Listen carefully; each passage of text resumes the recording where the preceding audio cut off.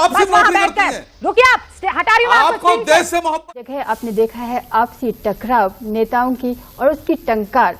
आपने यहाँ पर 2 वीडियो क्लिप को देखा, आप समझ ही गए होंगे कि आज हम बात करेंगे द रियल मीडिया वर्सेस गोदी media, the real one with the paid one, the real one with fake media, और यू कैन से गोदी मीडिया, जो भी आपको अप्रोप्रिएट लगे आप वो शब्द यूज कर सकते हैं।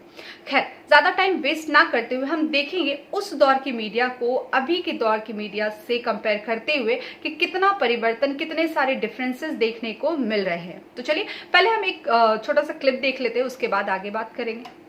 ऐसा तो नहीं है, लेकिन ऐसा लगता है कि राजेश जी अभी तक भी आप लोगों ने शायद सबक नहीं सीखा है। लगता है कि मैं आ रहा हूँ उस बात पे, सबक पे ज्यादातर ऐसे। आपने मुझे थोड़ा डांटा था, आपने मुझे कहा था हम तो इतनी जगह में लीड कर रहे हैं और आप कैसे बहकी बहकी खबरें बता रहे हैं। तो देखा आपने इस वीडियो क्लिप को, उस दौर के न्यूज एंकर को, एक फीमेल न्यूज एंकर है और कितनी शालीनता से ये अपनी बात कह रही है, जो इनका जो टोन है, इनका जो पिच लेवल है, मतलब कितना अच्छा, वो कान को सुनने में भी अच्छा लग रहा है। और जो आगे डिबेट हुआ भी होगा, पूरा डिबेट, तो वो भी इसी तरह से आगे रहा होगा। लेकिन चलिए अब थोड़ा सा अभी के कुछ न्यूज एंकर्स को हम लोग सुन लेते हैं। सोफे पर बैठे रहते हैं, 1 घंटा वहां पर बैठकर ज्ञान देते हैं, मेहनत करते हैं रूबिका लियाकत की तरह। हटा रही हूं आपको देश से मोहब्बत नहीं है, ना काम है, बैठकर यहाँ पर ज्ञान देंगे। चुप रहिए, बकवास करने आती है बस। उफ, इतना अग्रेशन है इनके टोन में, इनके पिच में। आपने सुना इनका जो टोन था, इनका जो पिच था, कितना हाई और कितना अग्रेशन से भरा हुआ था। ऐसा लग रहा था कि जैसे ये टीचर हो और ये डांट रही है। अरे मीडिया का तो काम है कि बस आप अपना प्रश्न पूछे और जनता को रिप्रेजेंट करें, उनकी बातों को रखें बस, और सामने वाले को आप आंसर देने दें। यहाँ पे तो ये इस तरह से डांट रही है जैसे कि ये कोई स्कूल टीचर हो, क्लास टीचर हो, है ना। और इनका टोन, इनका अग्रेशन और वो एरोगेंट वाला वो एक्सप्रेशन आ रहा है यहाँ पर। तो खैर, तो ये तो आपने देखा Rubika Liyaqat, the branded one. ऐसी वैसे कोई एंकर नहीं है, बहुत ही ब्रांडेड एंकर है ये। तो आपने इनको सुना। चलिए कुछ एक क्लिप और मैं आपको दिखा दूं, उसके बाद हम फिर बात करेंगे। 4 hours ago, our Prime Minister, Mr. Rajiv Gandhi, as Finance Minister, presented his first budget in Parliament.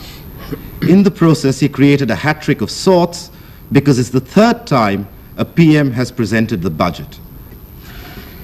But before we go any further, I would like to pass a piece of information. People are free.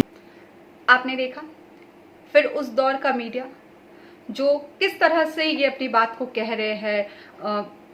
इनके भी जो sound में, इनके भी जो voice में जो शांति है, जो शालीनता है, वो आपको दिख ही रहा होगा। ज्यादा एक्सप्लेन करने की मुझे जरूरत नहीं है। चलिए इनके साथ एक और वीडियो को कंपेयर करते अभी के एक न्यूज एंकर से। ड्रग दो, ड्रग दो, ड्रग दो, मुझे ड्रग दो, मुझे ड्रग्स दो। वो कहती है प्रमाण दिखाओ मुझे। आप कैसे लड़ रहे संजय? प्रमाण दिखाओ मुझे, प्रमाण दिखाओ। प्रमाण मैं दिखाता हूँ, प्रमाण मेरे पास है। चीखती हुई मीडिया, मतलब मुझे इनको देखकर यही शब्द आता है कि चीखती हुई मीडिया इन पर सूट, मतलब इनके टोन पर सूट करता है।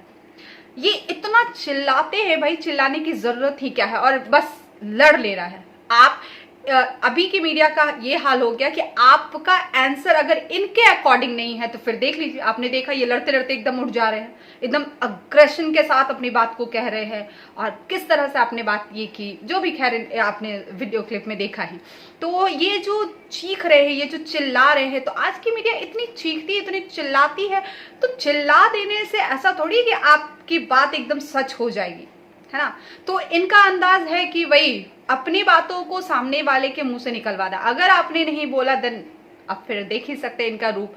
और ये एक कोइंसिडेंट ही है, मैंने जानबूझकर ऐसे नहीं किया। जब मैं कुछ पुराने क्लिप्स न्यूज के ढूंढ रही थी तो उस दौरान अभी जो आपने क्लिप देखा पुराने दौर का, उनका नाम है ओमकार गोस्वामी, जो न्यूज एंकर थे। और ओमकार गोस्वामी देखते ये सरनेम देखते मुझे क्लिक किया, अरे अर्नब गोस्वामी। एक ओमकार गोस्वामी साहब है जिन्होंने कितनी शालीनता के साथ अपनी बातों को कही, और एक देख लीजिए अर्नब गोस्वामी, चीखती हुई मीडिया, बस चिल्लाए जा रहे हैं, है ना। तो खैर चलिए, ये तो आपने देखा है। कुछ क्लिप और हम लोग देखेंगे। यहाँ पर जो भी देखिए, सरकार हर समय बदलती आई है ना। आज है किसी की सरकार, कल किसी और की, परसों किसी और की। तो खैर यहाँ पर अभी तक जितने भी सरकार बने तो हम उतने सारे वीडियोस को तो नहीं दिखा पाएंगे, लेकिन यहाँ पर मैं एक आध क्लिप आपको दिखाऊंगी, जैसे अटल बिहारी वाजपेयी साहब की, डॉक्टर मनमोहन सिंह जी की वीडियो, कि उनको जो पूछा जा रहा है सवाल, उनके जो इंटरव्यूज में जो सवाल आ रहे हैं वो किस तरह के सवाल होते थे वर्सेस आज के सवाल हम देखेंगे। तो प्लीज रैली में कि ये जो फॉरेन ओरिजिन्स का इश्यू है इस पर बहस होनी चाहिए, इस पर पॉलिटिकल डिबेट होना चाहिए। तो एक प्रकार से आप भी उसको लेजिटिमाइज कर रहे हैं कि होना चाहिए एक debate. But first, I want to ask you about how you see the state of the economy and whether you share some of the concern. So let me put a simple question. How do you see the state of the economy today? तो देखा आपने इनके interviews को, उस दौर के interviews को, कि कैसे प्राइम मिनिस्टर से यहाँ पर सवाल पूछा जा रहा है, किस तरह के सवाल पूछे जा रहे हैं, और अभी के प्राइम मिनिस्टर से किस तरह के सवाल और कौन पूछ रहा है। पहले तो एक मैं छोटा सा क्लिप अक्षय कुमार वाला दिखाऊंगी, द फेवरेट वन, जो काफी हाईलाइटेड रहा था। तो चलिए पहले इस क्लिप को देख लीजिए। तो मैं जानना चाहूंगा कि आप आम खाते हो सर? एक तो मैं आम खाता भी हूँ और आम। देखा आपने कितना इंपॉर्टेंट सवाल, प्रधानमंत्री जी आप आम खाते हैं या नहीं, खाते हैं तो कैसे खाते हैं, है ना, ये सवाल है। और एक वीडियो क्लिप, एक वीडियो मुझे अक्षय कुमार का एक और दिखा था, जिसमें उन्होंने अपने इस वीडियो में किए गए सवाल को जस्टिफाई किया है। उनको पता था कि मैं बहुत ट्रोल हुआ हूं, तो उन्होंने कहा कि मैं क्या पूछता प्रधानमंत्री से, मैं तो सिंपल सा एक आम इंसान बनकर मैं पूछ रहा था। अगर आप आम इंसान बनकर पूछते तो आपके सवाल ये नहीं होते कि ठीक है चलिए आप टेक्निकली नहीं बात करते, आप पॉलिटिकली नहीं बात करते, आपको नहीं पता है सारी चीजें, लेकिन एटलीस्ट आप एक आम जनता की तरह ये तो पूछ सकते थे कि भाई इतनी महंगाई, प्रधानमंत्री जी, एक सलीके से, कि ये कब तक कम होगी, या ये चीजें कैसे ठीक होगी, ये समस्या जो दिख रही है। ऐसा तो नहीं है कि आपको समस्या नहीं पता है देश के बारे में, और नहीं पता तो ये बहुत बुरी बात है। तो खैर यहाँ पर अक्षय कुमार ने अपने हिसाब से सवाल किया। क्या इनको हम एक सेकंड के लिए कुछ साइड भी कर सकते हैं, लेकिन अब हमारे कुछ न्यूज एंकर्स के सवाल देख लीजिए। जनरेशन आपसे पूछना चाहती है, आपका कोई बेस्ट फ्रेंड है? नरेंद्र मोदी का कोई बेस्ट फ्रेंड है? BFF, best friend for ever, मतलब क्या मतलब आपका कोई खास दोस्त है जिसके साथ आप दिल की बात करते हैं? जानना चाहता हूँ, देश भी जानना चाहेगा, आप अपनी जेब में पर्स रखते हैं क्या? पर्स रखते हैं क्या, बटुआ जिसके अंदर पैसे होते हैं? तो देख रहे हैं सवाल, कितना इंपॉर्टेंट सवाल प्रधानमंत्री जी से, जो पूरा देश जानना चाहता है। क्या जानना चाहता है कि मोदी जी आपका बेस्ट फ्रेंड फॉरएवर कौन है। ये कोई सवाल है भाई? अपना लेवल आप खुद ही गिरा रहे हैं। इस कदर अपना लेवल गिरा चुकी है मीडिया आज के टाइम में, और उसके बाद भी इनकी बेशर्मी खत्म नहीं हो रही है। मैं आपको बता दूं, आपको पता होगा कि हर साल वर्ल्ड प्रेस फ्रीडम इंडेक्स जारी होता है रिपोर्टर्स विदाउट बॉर्डर्स नामक संस्था द्वारा। इस साल 2024 का आप जाकर नेट पर चेक कर लीजिएगा, 2024 का जो ये इंडेक्स जारी हुआ है, ये सूचकांक जारी हुआ है, इसमें भारत की हालत कितनी खराब है।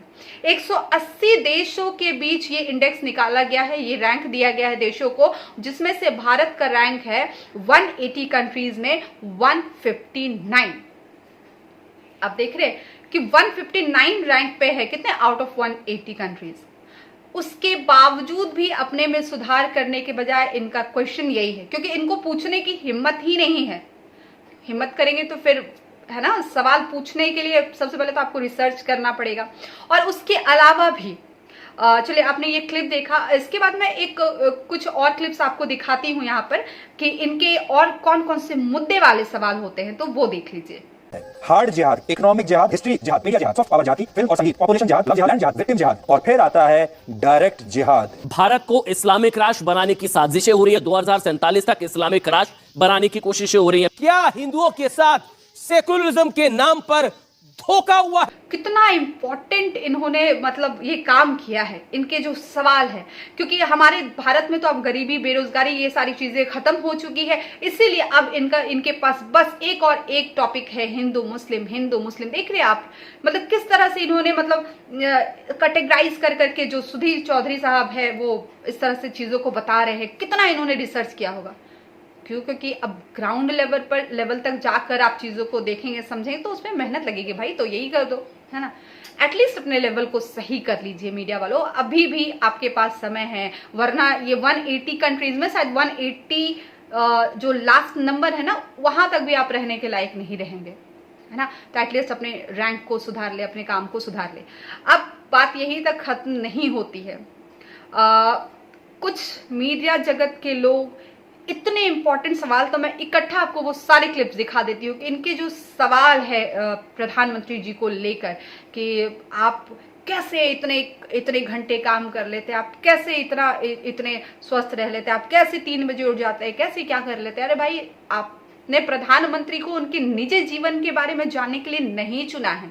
और उसमें से एक बहुत ही इंटरेस्टिंग है, मैं वो भी क्लिप डाल दूंगी, अभी आप देखिएगा कि अमीश देवगन साहब यहाँ पर बोलते हैं कि सभी एक दोष लगाते हैं प्रधानमंत्री पे, कहते हैं कि प्रधानमंत्री प्रेस कॉन्फ्रेंस नहीं करता। और ये बात फैक्ट है कि मोदी जी ने अभी तक अपने 2014 से लेकर अभी तक के कार्यकाल में एज अ प्रधानमंत्री उन्होंने एक भी प्रेस कॉन्फ्रेंस नहीं किया है। ये उनका एक अपना रिकॉर्ड है। खैर, तो यहाँ पर उनको डिफेंड करते हुए, क्योंकि ये लोग न्यूज एंकर्स कम और उनके प्रवक्ता ज्यादा लगते हैं, अभी आगे के वीडियो क्लिप में आप देख लेंगे, तो यहाँ पर उनको डिफेंड करते हुए अमीश देवगन कहते हैं, विपक्ष कहता है कि मोदी प्रेस कॉन्फ्रेंस नहीं करते। मेरा प्रश्न है कि एक प्रेस कॉन्फ्रेंस में कितने पत्रकार होते हैं? 50, 60, ज्यादा से ज्यादा 100? क्या सभी सवाल पूछ पाते हैं? जवाब है नहीं। लेकिन जिन 220 से ज्यादा भी कि अभी ये दिख रहा है इन्होंने आगे क्या सोच रखा होगा। और विरोधी ये भी सोचते हैं कि इतना कॉन्फिडेंस, आप लबरेज हैं कॉन्फिडेंस से, मतलब आपको नर्वसनेस जरा भी नहीं है। और शीर्ष पर बने रहना, जैसे कहते हैं अंग्रेजी में, it's always very lonely at the top. और शीर्ष पर बने रहना का अपना एक दबाव भी होता है बहुत। आप कभी उस दबाव को महसूस करते हैं?